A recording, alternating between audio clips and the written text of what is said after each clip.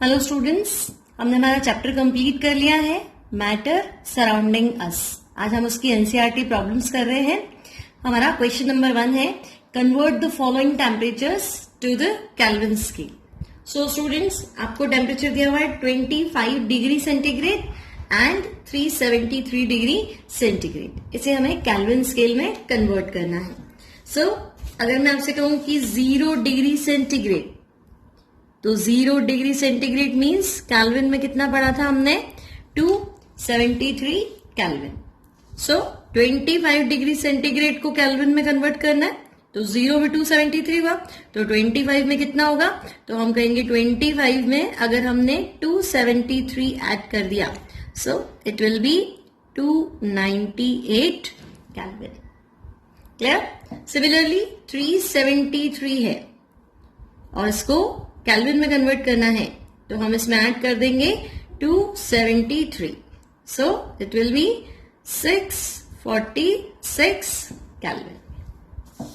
Next problem है हमारा give reasons for the following observations.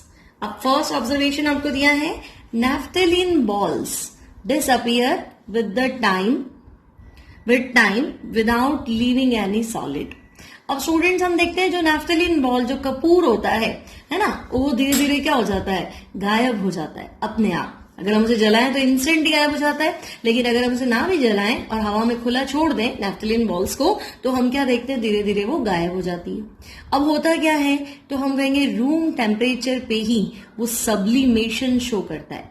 Sublimation हमने पढ़ रखा है। सब्लिमेशन क्या होता है कि सॉलिड से सब्सटेंस सीधा कौन से स्टेट में आ जाता है? Gaseous state without undergoing liquid state.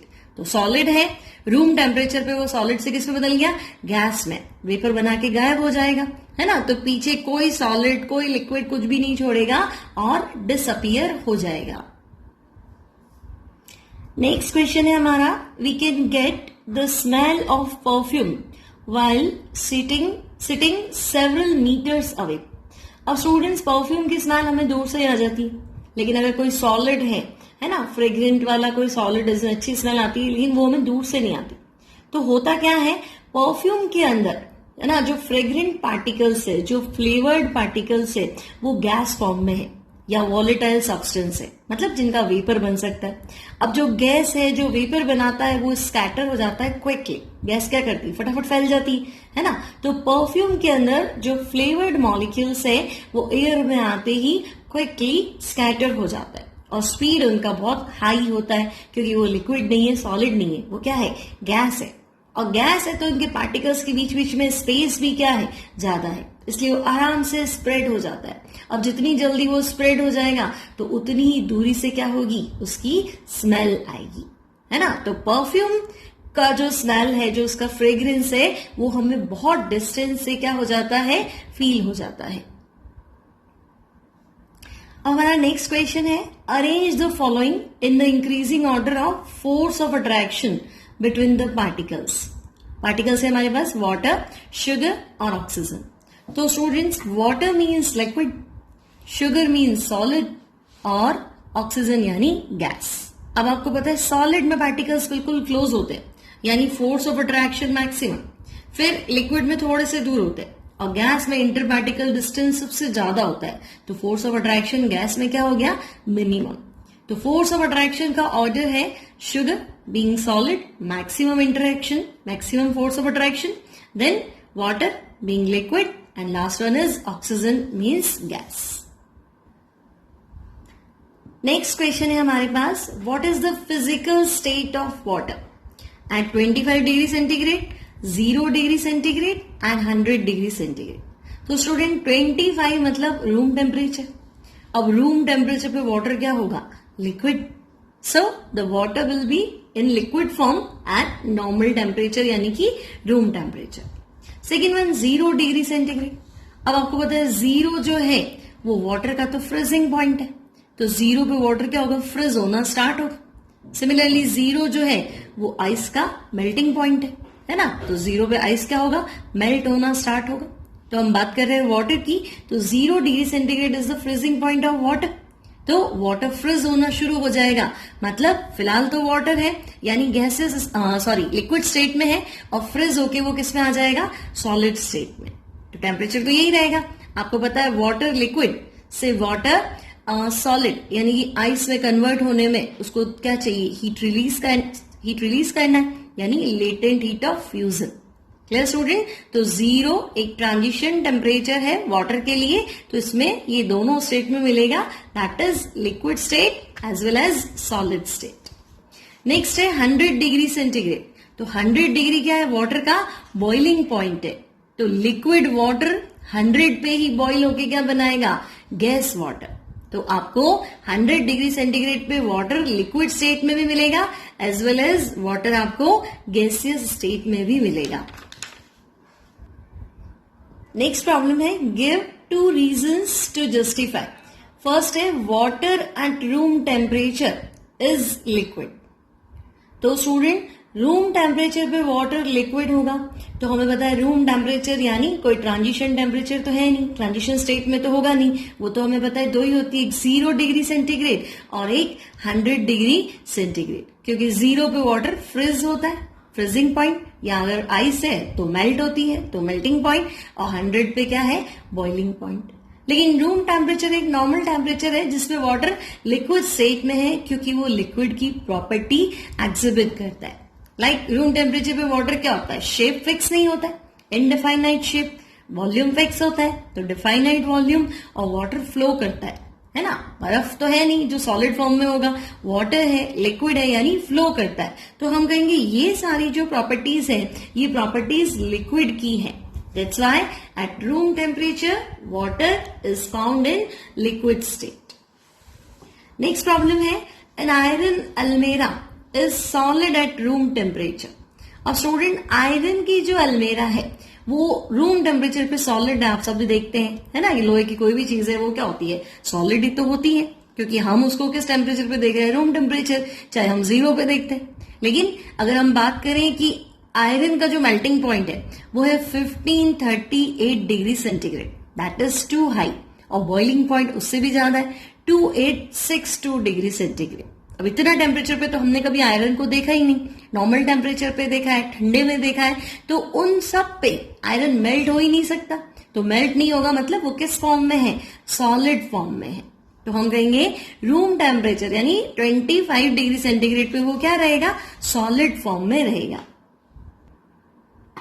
अब नेक्स्ट प्रॉब्लम है हमारे पास, what produces severe burns, boiling water और स्टीम।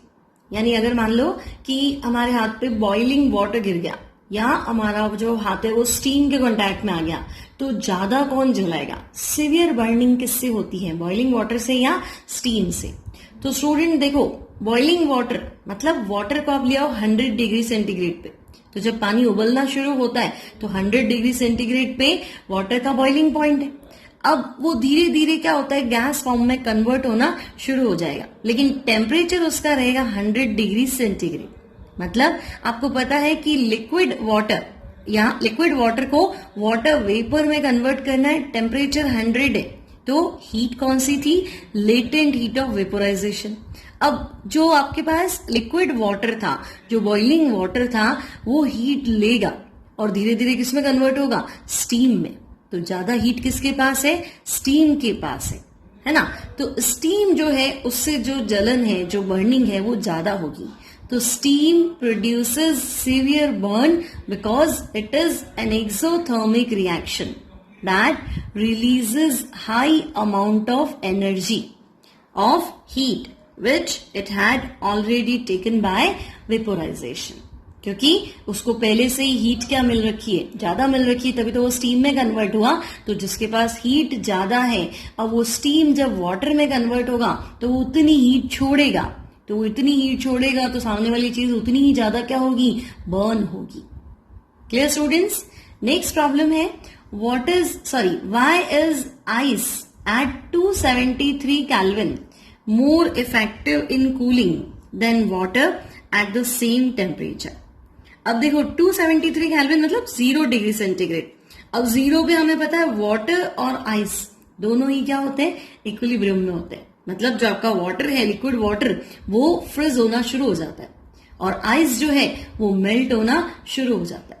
अब देखो, लिक्विड वाटर से आइस में कन्वर्ट होना है तो धीरे धीरे उसको क्या होना है, ठंडा होना है ना। तो धीरे धीरे उसको ठंडा होना है, मतलब वाटर की हीट तो अभी भी क्या है, ज्यादा है, और आइस की हीट क्या है, कम है। So water at this temperature is less effective than ice, क्योंकि ज्यादा कूल कौन है, आइस कूल है ना। क्योंकि वाटर अपनी हीट छोड़ेगा तभी तो आइस में कन्वर्ट होगा, क्योंकि वाटर क्या है, लिक्विड है, आइस क्या है, सॉलिड है। तो लिक्विड से सॉलिड में जाने के लिए हीट क्या करनी पड़ेगी, रिलीज करनी पड़ेगी। सो water at this temperature is less effective than ice, as ice can readily form water through absorption of heat energy equal to latent heat of fusion, which is not possessed by water. Clear students? बर्फ क्या करेगी, जैसे भी जहां भी cool करना है वहां से हीट एब्जॉर्ब कर लेगी और बर्फ खुद किस में कन्वर्ट हो जाएगी, वाटर में। तो जो हीट एब्जॉर्ब करेगी, तो जहां से हीट एब्जॉर्ब करेगी वो सरफेस क्या फील करेगी, कूल फील करेगी।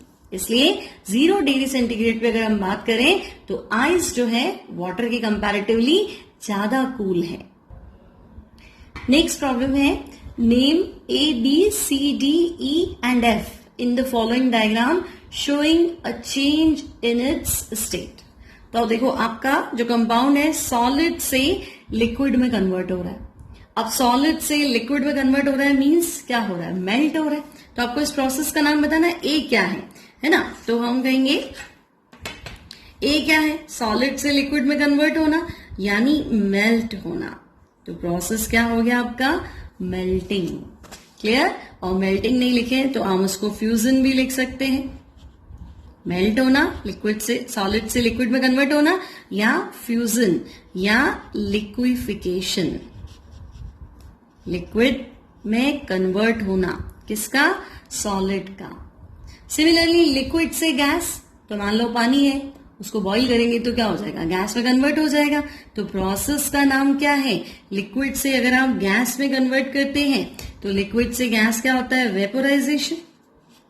अब हमने एक और पढ़ा था इवेपोरेशन, है ना, गीले कपड़े हवा में रखते सूख जाते, तो वो भी क्या था, लिक्विड से गैस में कन्वर्ट होता है। तो वेपोराइजेशन या फिर हम इसे इवेपोरेशन भी कह सकते हैं।